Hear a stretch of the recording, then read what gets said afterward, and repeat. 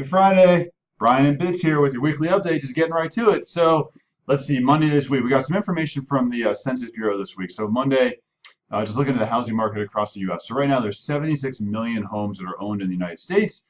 40% of those are actually owned free and clear. Let's see, 45 million of those have mortgages on them, and 1.8 million of homes across the U.S. are still underwater. So if we look at that compared to 2010, in 2010, 33% of homes were underwater. So certainly seeing rebound in the housing market across the nation. Not new news to any of us, but really interesting to look at this from a national level. Also got pending home sales. So pending home sales measure signed contracts, and pending home sales were up 1.5%, greater than expectations, and really amazing to see because this is in the face of mortgage rates being 0.5% higher on a year-over-year basis, and inventory on a national basis being down 7%. So still continue to see strong housing.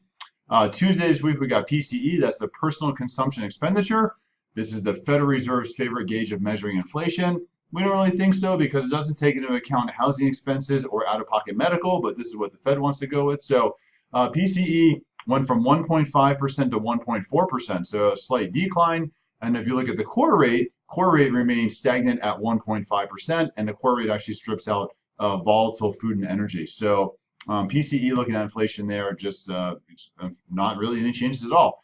Wednesday this week, I can't believe it. It's jobs week already. Another first week in a new month. Unbelievable. It's August. Summer is just rolling right through. First Wednesday of every month, we get ADP.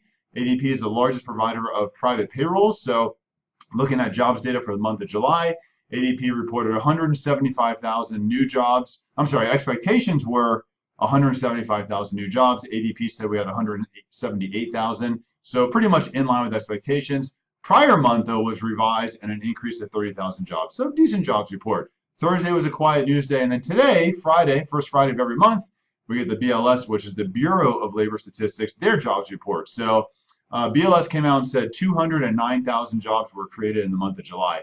This is 31,000 jobs more. I'm sorry, about 31,000 jobs more than were expected. So higher than expectations. Not a blockbuster report. Federal Reserve will look at this and not really think much of it other than it being relatively close to being in line with expectations.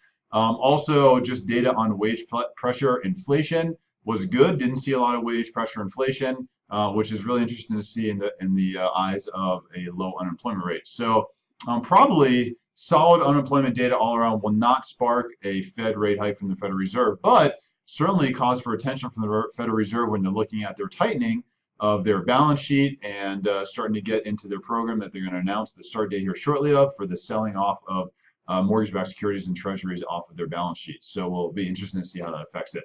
I'm around all weekend. If you have any questions, let me know. We'd love to help you. We'd love to be part of your business. Happy Friday. Have a great day.